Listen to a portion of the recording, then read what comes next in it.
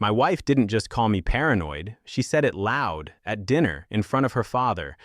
"He's just my trainer," she laughed, waving her hand like I was a child interrupting adults. "We're only exercising. God, listen to yourself." Her dad chuckled awkwardly and took another sip of wine. 70 years old, heart condition, still trying to keep the peace at his own birthday table. I felt my jaw tighten. The word paranoid hung in the air like a bad smell. She loved that word. Used it every time I asked why she came home late, why her phone was always face down, why she suddenly cared so much about her body but so little about our marriage. The trainer sat 2 seats away. Big smile, perfect posture, hand casually resting on the back of her chair like it belonged there, like she belonged to him. I said nothing. Not because I believed her, because I didn't want to ruin her father's birthday. She leaned closer to him and kissed his cheek. "Don't worry, Dad. Some people just see ghosts everywhere." She looked straight at me when she said it. Her father smiled, uncomfortable. I saw it then. The strain in his face, the confusion. He trusted her. He trusted us. And she was using that trust as cover, turning a family celebration into a shield for her lies. That night, after everyone left, her dad pulled me aside. "You okay, son?" he asked quietly. "You seemed tense." I nodded. Lied. "Just tired." He patted my shoulder. "She means well." I watched my wife laugh in the kitchen with her trainer, glass of wine in hand, glowing with confidence. That was the moment it stopped being about me. She wasn't just betraying me, she was lying to her father's face, in his own home, on his birthday, and using his love to protect herself. 2 days later, I hired a private investigator, not to win an argument, but because if the truth was going to explode, it would not explode in that old man's hands, and when it came out, it would come out in front of everyone. The investigator didn't ask why, he just nodded when I said I needed everything, dates, footage, proof that couldn't be talked around. The kind of proof that doesn't care how charming you are or how loudly you laugh at the table. Meanwhile, life went on like a performance. My wife doubled down. More gym sessions, more jokes about my imagination. She started saying it in front of her dad on purpose now, like it was a punchline everyone was supposed to enjoy. "You should really get that checked," she teased one night, touching his arm. "He thinks my trainer is some kind of villain." Her father smiled, uneasy again. "Well, if you say so." That smile made my stomach twist. He was tired lately, short of breath. He sat more than he used to. And here she was, piling tension onto him like it was nothing, like the truth wouldn't eventually land on his chest all at once. That's when I decided how this would end. Not at home, not in private, not in a way that let her rewrite it later. Her dad's birthday dinner had been small, family only. She'd gotten away with it there. But the real celebration, the big one, was scheduled for the weekend. Restaurant hall, extended family, friends from church, old co-workers, speeches, a slideshow, a microphone. She was organizing everything. I watched her plan it with excitement, booking screens, sound systems, even asking me to bring my laptop, just in case we need it for the photos. I said yes. The investigator sent the first file 3 days before the party. Video, clear, her, the trainer, a hotel lobby, his hand on her waist. Her laugh, the same one she used at the table with her father. I didn't feel rage. I felt something colder and heavier, responsibility. Because if her father was going to learn the truth, and he would, it wasn't going to come as a whisper that shattered him later. It was going to come all at once, surrounded by witnesses, so no one could ever twist it into paranoia again. And she was the one who had handed me the microphone. The day of the party arrived loud and bright, like it was mocking me. Balloons, banners, her father's name in gold letters stretched across the hall, tables packed with relatives I barely knew, old friends slapping each other on the back, laughing too hard. My wife moved through the room like a star, hugging, smiling, accepting compliments. The trainer was there too. Not in gym clothes this time, suit, tie, respectable, introduced as a close friend who's been helping me stay healthy. Helping. I watched him shake her father's hand, watched her dad thank him. Thank him. Something in my chest tightened, not rage yet, but pressure, the kind that builds before something breaks. The slideshow started, childhood photos, old vacations, her dad wiping his eyes, touched, applause, glasses clinking. Someone handed my wife the microphone. She gave a little speech about family, honesty, how lucky she was to be surrounded by people who always tell the truth. I almost laughed. Then she passed the mic to me. "Say something," she said softly, smiling, confident, certain. I stood up. Every eye in the room turned. I felt my heart hammer, but my hands were steady. I looked at her father first. Really looked. He was smiling, relaxed, trusting. I owed him more than silence. "I didn't plan a gift," I said, my voice carrying farther than I expected. The room went quiet. "Because I didn't want to give you something small." My wife's smile stiffened. "I wanted to give you clarity," I continued, "because you raised your daughter to believe in truth, and I respect you too much to let you be lied to in public and destroyed in private." Murmurs rippled through the room. I turned, connected my laptop to the screen she'd rented, the one meant for memories. "Happy birthday," I said, and I pressed play. The room didn't react all at once. At first, there was confusion. A hotel lobby filled the screen. People shifted in their chairs, leaning forward, trying to understand why this was part of a birthday. Then her laugh came through the speakers, bright, intimate, unmistakable. The trainer's hand slid to her lower back. Too familiar, too practiced. Someone gasped. Her father frowned, eyes narrowing as he tried to process what he was seeing. What is this?" he asked, half standing, one hand gripping the table. My wife spun toward me, face draining of color. "Turn it off," she screamed, rushing forward. "This is sick. This is fake." I stepped between her and the screen. "Sit down," I said sharply, not to her, to everyone. "Just watch." The next clip played. Different day, same two people, elevator doors closing, her head tilting up toward him, the sound of a kiss, quiet, careless, echoed through the hall like a slap. Her father sank back into his chair. The trainer backed away, hands raised. "I can explain." "No," I snapped. "You can leave." People were already standing now, phones out, whispers exploding into open shock. An aunt started crying. Someone swore loudly near the bar. My wife turned on me, voice cracking, furious. "You did this here? To my father? On his birthday?" I pointed at the screen, where the final frame froze on her smiling into the hotel mirror. "You did this to him, every time you laughed and called me paranoid, every time you used his trust as cover." Her father finally looked at her. Not angry, worse, broken. "Is this true?" he asked quietly. She opened her mouth, closed it, looked around the room for help that wasn't coming. Silence answered for her. And in that silence, the truth landed, heavy, public, impossible to take back. Her father pushed his chair back slowly, like sudden movement might break him. The room watched him more than the screen now. 70 people holding their breath, waiting to see if he would shout, collapse, or pretend this wasn't happening. He did none of that. He stood, steadying himself with the table, and looked at his daughter like he was seeing her for the first time. "You told me he was imagining things," he said quietly. No microphone. Didn't need one. The room was silent enough to hear his breath. "You looked me in the eye and laughed." My wife burst into tears then, loud, desperate, reaching for him. "Dad, please, this isn't what it looks like. He's twisting it." "Don't," he said. One word, flat, final. She froze. The trainer tried to slip toward the exit. Two of her cousins blocked him without even speaking. Someone had already called security. Someone else was filming openly now. Her father turned to me. His eyes were red but clear. "How long?" he asked. "Long enough that it wasn't a mistake," I answered. I didn't raise my voice. I didn't have to. I waited because I didn't want you to find out alone, or from gossip, or from your heart giving out in your living room. That hit him harder than the video. He nodded once. "Thank you," he said. And then, to his daughter, "You don't speak to me again tonight." A murmur rolled through the hall.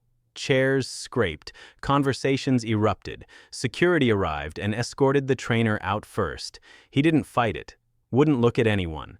My wife screamed his name as he disappeared through the doors. Then she turned back to the room, family, friends, witnesses, and realized there was nowhere left to hide.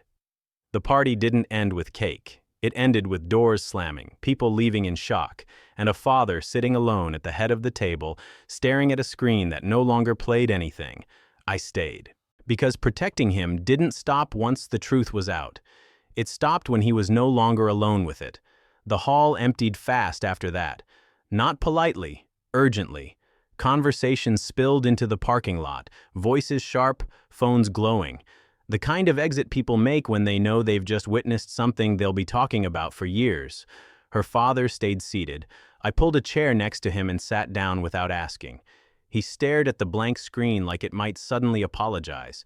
His hands were trembling now, small, controlled shakes he didn't seem to notice. "I should have seen it," he said quietly, not accusing, just tired. "You tried to tell me, didn't you?" I swallowed. "I tried not to hurt you." He nodded slowly. "You did the opposite," he said, then exhaled. "And I think that's what saved me." Across the room, my wife was unraveling. She was yelling at her sister, at an aunt, at anyone who would still stand near her. The mask was gone. Every word she threw made things worse. People flinched. Some turned their backs on her mid-sentence. She saw me sitting with her father and snapped. She stormed over, heels clicking, eyes wild. "You turned him against me," she screamed. "You planned this. You humiliated me on purpose." Her father didn't look up. "You humiliated yourself," he said softly. That stopped her cold. She turned to me then, hatred boiling over. "I hope you're happy," she spat. "You destroyed our family." I stood up slowly. Every muscle in my body was tight, but my voice stayed steady. "No," I said. "I protected him from lies, from stress, from waking up one day and realizing everyone knew except him." She raised her hand, not to point, to strike. Several people shouted at once. I caught her wrist mid-air, firm, controlled, and pushed it down. "Don't," I warned, loud enough for everyone nearby to hear. Security moved in immediately, surrounding her. She started screaming, raw, unfiltered panic now. The restaurant manager was already on the phone. Someone said the word police again. Her father finally stood. "Get her out," he said, not angry, finished. And as they dragged her away, still screaming my name, I felt the weight of it settle fully into my chest. I hadn't just exposed her, I had chosen a side, and I would choose it again. The police arrived fast, too fast for her to recover, too late for anything to be undone. They spoke to the manager first, then to security, then to the guests who were still hanging around because they couldn't tear themselves away from the aftermath. Everyone pointed in the same direction. Everyone told the same story: loud argument, public disturbance, attempted assault. My wife stood near the entrance, arms crossed now, jaw clenched, trying to pull herself back together. She looked straight ahead, refusing to look at her father, refusing to look at me, like eye contact might make it official. One of the officers approached her. "Ma'am, we're going to need you to step outside." She laughed, sharp and brittle. "For what? He set me up. This was planned." The officer didn't react. "Step outside." That's when she finally lost it again. She pointed at me, voice cracking through the lobby. "He did this to you," she screamed at her father. "He poisoned you against me." Her father took a slow step forward. The room went quiet again, instinctively. "No," he said. "You poisoned yourself. He just stopped me from drinking it any longer." She stared at him like she'd been slapped. The officer gently took her arm. She jerked away at first, then froze when she realized everyone was watching. Phones, faces, witnesses. There was no version of this where she won. As they led her out, she twisted back toward me one last time. "You think you're the hero?" she hissed. "You ruined my life." I didn't raise my voice. I didn't need to. "I saved his," I said. Outside, red and blue lights flashed across the glass walls of the restaurant, bathing the room in color. People murmured. Someone cried quietly near the bar. Her father sat back down heavily, like the strength had finally left him. I put my hand on his shoulder. He didn't shrug it off. "Stay," he said, barely above a whisper. "Just for a minute." I stayed, because being a protector doesn't end when the noise does. It ends when the person you stood up for can finally breathe again. The restaurant emptied in waves like the tide pulling itself back after a storm. Chairs were stacked. Staff whispered. Someone wiped the floor where a glass had shattered earlier. The place smelled like spilled wine and shock. Her father sat with his elbows on the table, staring at nothing. The strong man everyone knew, the one who fixed things, paid bills on time, believed in explanations, looked small now. Not weak, just wounded. "I raised her better than this," he said suddenly. His voice didn't shake, but his hands did. Or I thought I did. I didn't rush to answer. Protecting someone isn't about filling silence. It's about staying when silence is heavy. "You raised her to tell the truth," I said finally. "She chose not to." That landed. He closed his eyes for a moment and nodded. Outside, I could still hear her voice. Faint now. Arguing with police, crying, blaming. Even from a distance, she was loud. She always had been. I realized then how much noise she'd used to control rooms.